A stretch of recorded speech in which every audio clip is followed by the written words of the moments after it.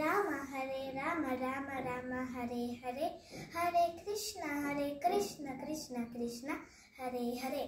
ಎಲ್ರಿಗೂ ನಮಸ್ಕಾರ. ನಾನು ಪೃಥ್ವಿ 2ನೇ ತರಗತಿಯಲ್ಲಿ ಓದುತ್ತಿದ್ದೇನೆ. ನನ್ನ ಹವ್ಯಾಸಗಳು ಚಿತ್ರ ಬಿಡಿಸುವುದು, ಕ್ರಾಫ್ಟ್ ಮಾಡುವುದು ಹಾಗೂ ಕತೆ ಪುಸ್ತಕ ಓದುವುದು. ಇವತ್ತು ನಾನು ಶ್ರೀಕೃಷ್ಣ ಪರಮಾತ್ಮನ ಕುರಿತು ಮಾತನಾಡುತ್ತೇನೆ. ಶ್ರೀಕೃಷ್ಣ ಹಿಂದೂಗಳ ಪವಿತ್ರ ದೇವರಲ್ಲಿ ಒಬ್ಬರು. ಶ್ರೀಕೃಷ್ಣ ಭಗವಾನ್ ವಿಷ್ಣುವಿನ 8ನೇ ಅವತಾರ. ಶ್ರೀಕೃಷ್ಣನನ್ನು ಕನ್ನ, ಗೋಪಾಲ, ಕೇಶವ, ಮುರಾರಿ, ಮಾಧವ ಎಂಬ 108 ಹೆಸರುಗಳಿಂದ ಕರೆಯುತ್ತಾರೆ. ವಸುದೇವ ಮತ್ತು ದೇವಕಿಯ 8ನೇ ಮಗನಾಗಿ ಶ್ರೀಕೃಷ್ಣ ಜನಿಸಿದರು.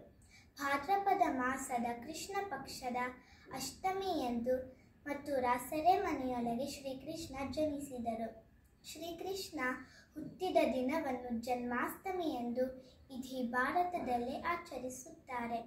ಶ್ರೀಕೃಷ್ಣ ಹುಟ್ಟಿದ್ದು ಜೈಲಿನಲ್ಲಿ, ಆದರೆ ಬೆಳೆದಿದ್ದು ಗೋವುಗಳ ಮಧ್ಯೆ ಗೋಕುಲದಲ್ಲಿ. ಶ್ರೀಕೃಷ್ಣ ಅಂದರೆ ಎಲ್ರಿಗೂ ತುಂಬ ಇಷ್ಟ, ಆದರೆ ಕೃಷ್ಣನಿಗೆ ಬೆಣ್ಣೆ ಅಂದರೆ ತುಂಬ ಇಷ್ಟ. ಕೃಷ್ಣ ಪುಟ್ಟ ಮಗುವಿರುವಾಗಲೇ ಅನೇಕ ರಾಕ್ಷಸರನ್ನು ಸಂಹಾರ ಮಾಡಿದರು. ಮುಂದೆ ದೊಡ್ಡವರಾದ ಮೇಲೆ ಮಹಾಭಾರತ ಅನ್ನೋ ಮಹಾಯುದ್ಧದ ಸೂತ್ರಧಾರಿಯಾದರು. ಭಗವದ್ಗೀತೆ ಎಂಬ ಮಹಾನ್ ಗ್ರಂಥವನ್ನು ಅರ್ಜುನನಿಗೆ ಉಪದೇಶ ಮಾಡಿದ್ದು ಶ್ರೀಕೃಷ್ಣ. ಭಗವದ್ಗೀತೆಯು ಸನಾತನ ಧರ್ಮದ ಧರ್ಮಗ್ರಂಥ ಮತ್ತು ಪ್ರಪಂಚದಲ್ಲೇ ಅತ್ಯಂತ ಶ್ರೇಷ್ಠ ಗ್ರಂಥ. ಕೃಷ್ಣನನ್ನು ಗೋಕುಲದಲ್ಲಿ ಸಾಕಿ ಬೆಳೆಸಿದ್ದು ನಂದಗೋಪಾಲ ಮತ್ತು ಯಶೋಧಾದೇವಿ.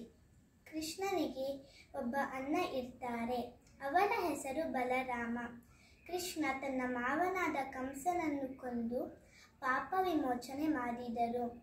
ಮಹಾಭಾರತ ಯುದ್ಧದಲ್ಲಿ ಧರ್ಮಕ್ಕೆ ಜಯ ಸಿಗೋ ಹಾಗೆ ಮಾಡಿದರು. ಭಗವದ್ಗೀತೆ ಇಂದಿನ ಯುಗದಲ್ಲಿ ಸಮಾಜಕ್ಕೆ ಮಾರ್ಗದರ್ಶನ ನೀಡುತ್ತದೆ. ಶ್ರೀಕೃಷ್ಣಾರ್ಪಣಮಸ್ತು. ಧನ್ಯವಾದಗಳು.